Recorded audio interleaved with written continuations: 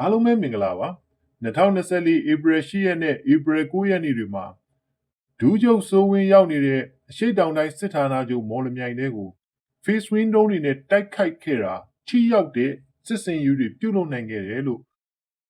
Schedule War ပြည်ပညာတပ်ဖွဲ့ကထုတ်ပြန်ထားပါတယ်။စိုးဝင်းရေအမြ1 2 3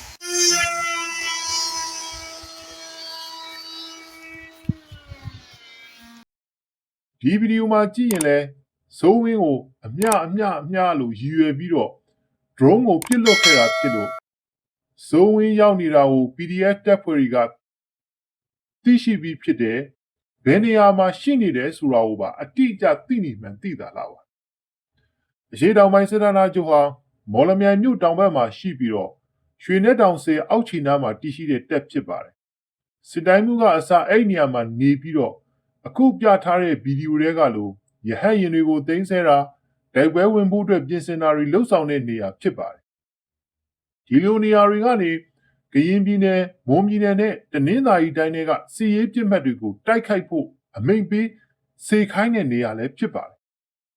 ဒီလိုနေရာမှာအစစ်မြစ်လေကာစနစ်တွေနဲ့ Jamboree ထားရှိမယ်ဆိုတာအသေးချာပါပဲအထူးသဖြင့်အခုလိုအကြမ်းဖက်စစ်တပ်ရဲ့ဒူကောင်းဆောင်စိုးဝင်းရောက်လာတဲ့အချိန်မှာဆိုရင်ဒေချာပေါက်အလုံးကျုံဆုံးကာယံထားမှာဖြစ်ပါတယ်ဧပြီလ10ရက်နေ့တိုက်ခိုက်မှုစတင်တဲ့အချိန်ကဒူးကျုံစိုးဝင်းအပြင်ဖန်တက်မှ22ကညွန့်ဝင်းဆွေပါရောက်နေတယ်လို့သိရပါတယ်သူတို့ကညဝရီသင်္ကန်းညီနောင်ဘက်ကလေကြောင်းထိုးစစ်ဆင်မှုတွေပြုတ်လုပ်ရန်ကြံစီနေကြကြောင်းကိုစစ်ကောင်စီသတင်းရင်းမြစ်ထံမှသိရှိရပါတယ်ဒီလိုမျိုးလေကြောင်းတိုက်ခိုက်မှုတွေပြုလုပ်ရန်အတွက်အထူးအစည်းအဝေးပြုလုပ်နေစဉ်မှာဧပြီလ10ရက်နေ့ညနေ9:10မိနစ်မှာ Face Wing လုံးတွေကိုအသုံးပြုပြီးတော့တိုက်ခိုက်ခဲ့တယ်လို့ Schedule War နည်းပညာတပ်ဖွဲ့ရဲ့ Alphabet တပ်ခွဲကသတင်းထုတ်ပြန်ထားပါတယ်ဒီလိုမျိုးတိုက်ခိုက်ခံရပြီးတဲ့နောက်အကြမ်းဖက်စစ်ကောင်စီရဲ့ဒူကောင်းဆောင်စိုးဝင်းနဲ့ရာဒခတိုင်းမှုတို့ဟာအစည်းအဝေးကျင်းပနေရနေပြီးချက်ချင်းရက်ခါရုံးစင်းသွားကြကြောင်းသိရပါတယ်။ဘော်ကာနဲ့ဂျန်နစီလည်းနောက်ထပ်တိုက်ခိုက်မှုများလာမှကြောက်တဲ့အတွက်ချက်ချင်းပဲပြန်တက်ထွက်သွားတယ်လို့သတင်းကဆိုပါတယ်။ဧပြီလ9ရက်နေ့ညနေပိုင်းကသတင်းတွေအဆိုအရမော်လမြိုင်မှာပေါက်ကွဲသံတွေဆက်တိုက်ကြားရတယ်လို့ဒေသခံတွေကလည်းအတည်ပြုပါတယ်။ပေါက်ကွဲမှုကြောင့်အကြမ်းဖက်ရဒခတိုင်းအတွက်တုံလုံးခြောက်ခြားမှုဖြစ်စေကလေရင်များကားများလုံခြုံရေးအထူးပြင်ဆင်ကလှုပ်ခတ်ဖြစ်နေကြောင်းလည်းသိရပါတယ်။အဓိကသေးစိတ်ရှိမရှိဆိုတာတော့ဆက်လက်စုံစမ်းနေစေလို့ရှာဒူဝါနီးပညာတပ်ဖွဲ့ Alphabet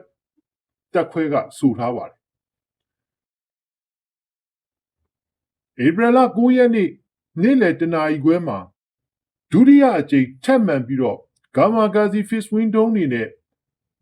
ရတခအတွင်းကိုအထူးစစ်စင်ရေးအစည်းအဝေးပြုလုပ်နေတဲ့အားကစားခန်းမနဲ့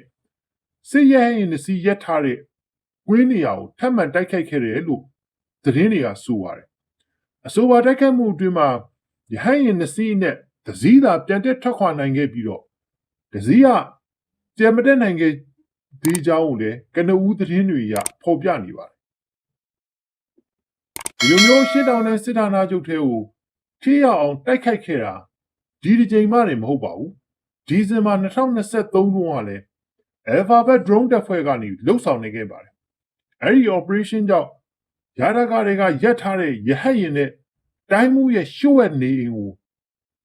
ထိရောက်အောင်တိုက်ခိုက်နိုင်ခဲ့ပါသေးတယ်ဒါကြောင့်မလို့မဟာလာစစ်တပ်ထဲမှာအသုံးပြုနေတဲ့ Jamber နည်းပညာတွေဟာဒေါ်လာရေးတပ်ဖွဲ့တွေကအသုံးပြုနေတဲ့ drone တွေကနည်းပညာပိုင်းဆိုင်ရာမှာ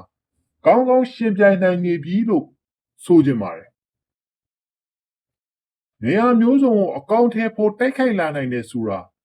နေပြည်တော်နဲ့ရတခမော်လမြိုင်ဖြစ်စဉ်တွေကသက်သေပြနေပါတယ်။ဒါကြောင့်မို့ကျွန်တော်တို့တွေကလည်းတော်လန်ရေးမှာကြာရနေရာကနေပါဝင်ပြီးတော့ ဒီဒေါ်လာရေးကိုအမြန်ဆုံးအဆုံးသတ်ကြပါစို့လို့တိုက်တွန်းရင်းညီကုန်းချုပ်ရပါတယ်ကျေးဇူးတင်ပါတယ်နောက်ဗီဒီယိုတွေမှာပြန်တွေ့ပါမယ်